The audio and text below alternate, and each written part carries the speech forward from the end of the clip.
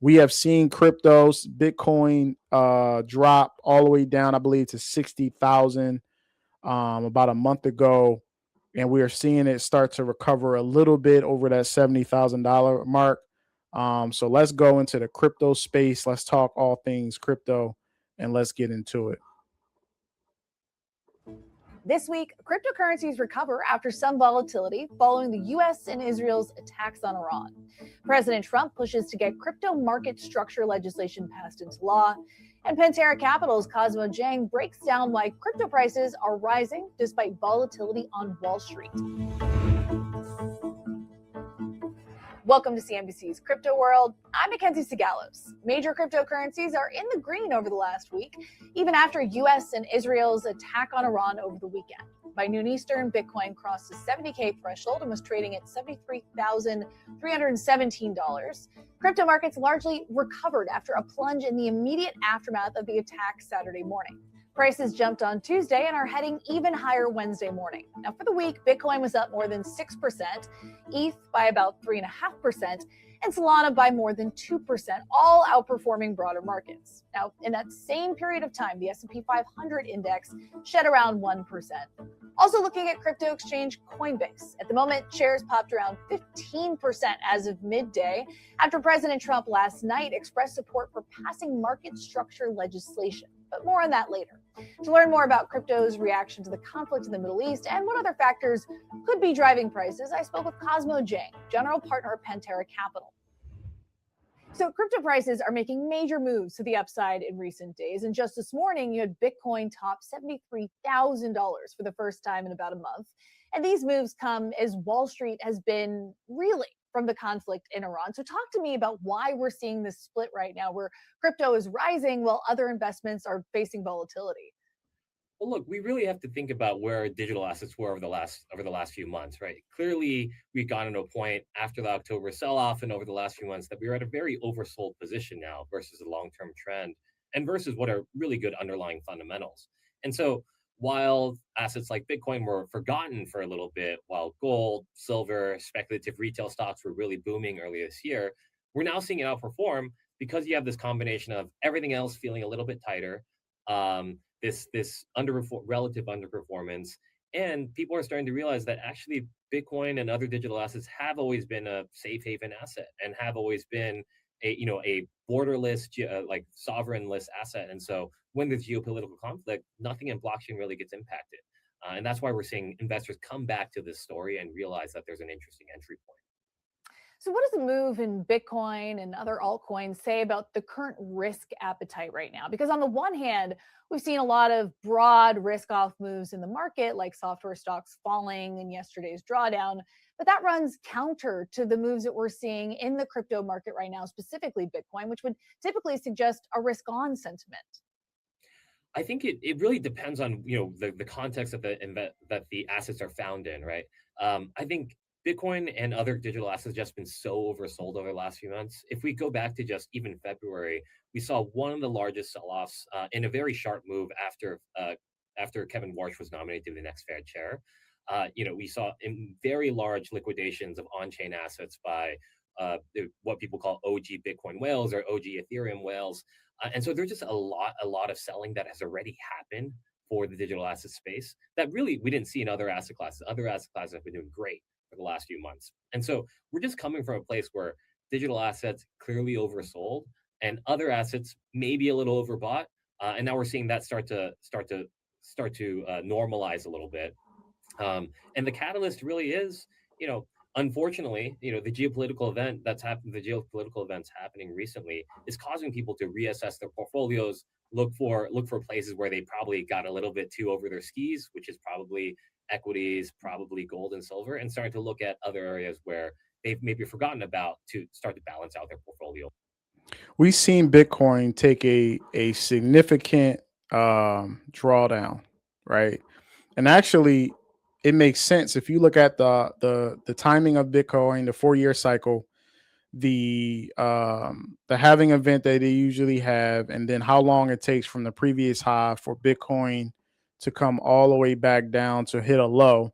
There's usually a 70 to 80% drawdown from the recent highs when it comes to Bitcoin specifically, and historically has happened, over the last 20 years. It has happened over and over and over again. So seeing Bitcoin drop all the way down to 60,000 wasn't really a surprise. It was more of a, we seen this coming. We know this is about to happen. It happened unexpectedly, right? But it wasn't a surprise. And actually, some people see Bitcoin dropping even further under that 60 mark and into the 50s and possibly into the 40s. If you go historically to the drawdown percentage of Bitcoin, and you look at the math of it, I believe it is mathematically possible for Bitcoin to hit into that mid to high 40s before you see it turn all the way back around and continue to go higher than the previous high, which is 120 something thousand, right? So before we could see the Bitcoin hitting that $150,000 mark, $200,000 mark, possibly 250, $250,000, we could easily see Bitcoin at some point this year come down under 60 into that 50s and into the possible high 40s before you could see a turnaround. But let's continue to talk about Bitcoin. Let's continue to go into the next video in which we break down not just Bitcoin, but also Ethereum, XRP, and Solana. Attention over to crypto, which can't break back above 70,000. It's given it multiple tries recently. Mike Willis, co-founder and CEO of Cyber Hornet ETFs, is with me. You may remember Bitcoin was at 127,000 not that long ago.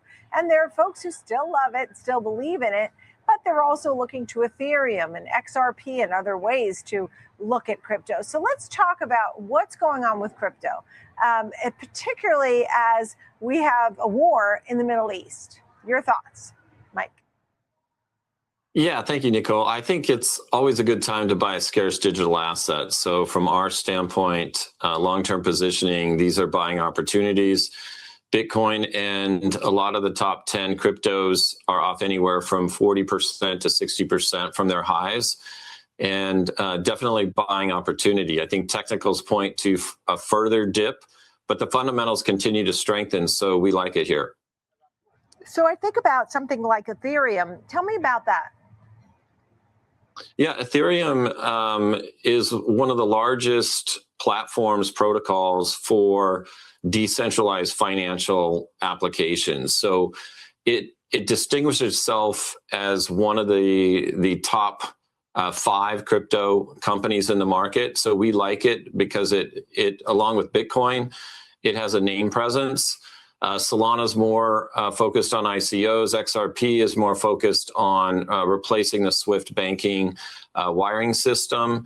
And so they all have the crypto top 10, which we focus in on, all have their little niches on how they play a role in the decentralized financial superstructure we see us transitioning over to. So again, Ethereum is off hard from its highs, and we think it's a buying opportunity.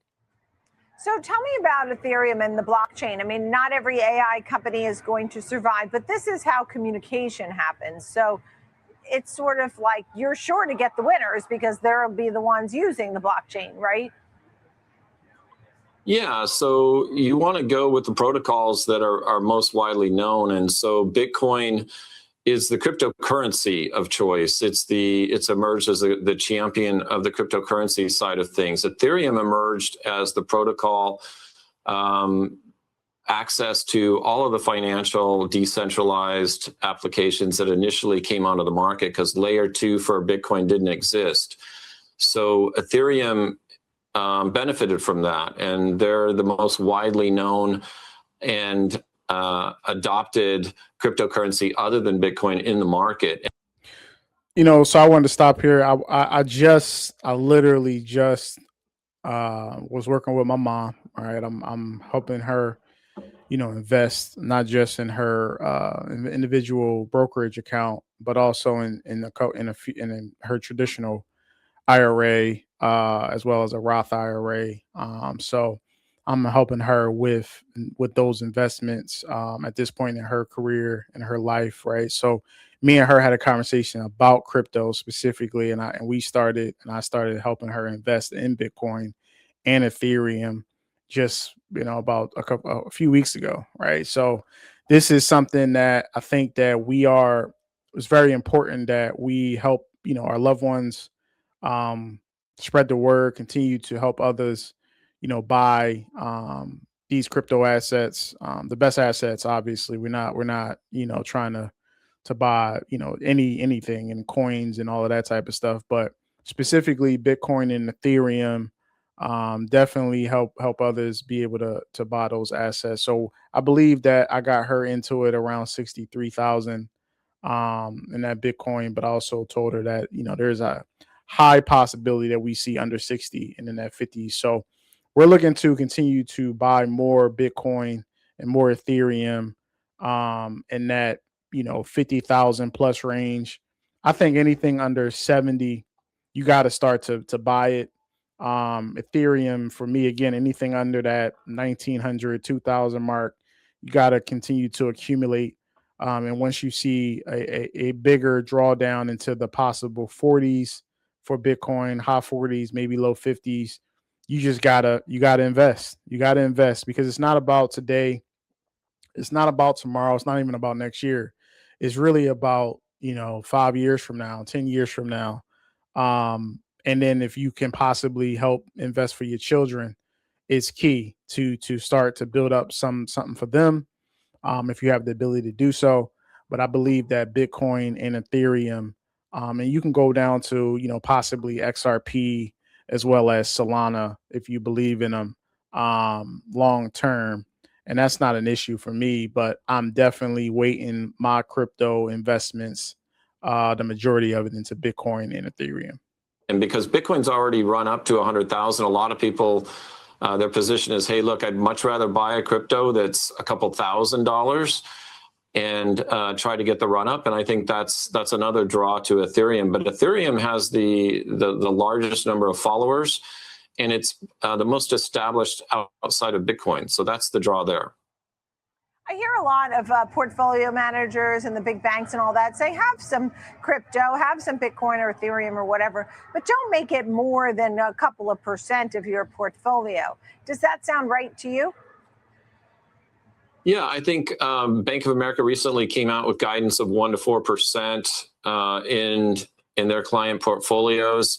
I think you're going to see that as a trend on Wall Street. That's the further strengthening of the fundamentals of these scarce digital assets that are brand new to the market, really brand new to Wall Street, been around for over a decade outside of Wall Street.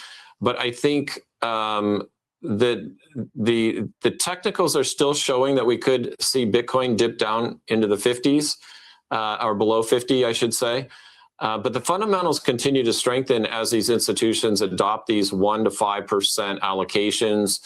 And really, we see on a weekly basis announcements made by these different institutions that Bitcoin is now available and crypto is now a part of the asset allocation. So 1 to 3%, very normal, 4 to 5%, a little on the aggressive side. I want to hear a little more about the Cyber Hornet ETFs, crypto and stock exposure. Tell us more. Yeah, so our goal is to bridge TradFi to DeFi, and we think most investors, it's very difficult to handle 20% swings in a week, especially financial advisors don't want their clients calling them every time their portfolio jumps up or down, and nobody wants the stress of that. But from our viewpoint, we still think Bitcoin's going to be at $1 million in 10 years. So these are dips, these are necessary dips of a new technology.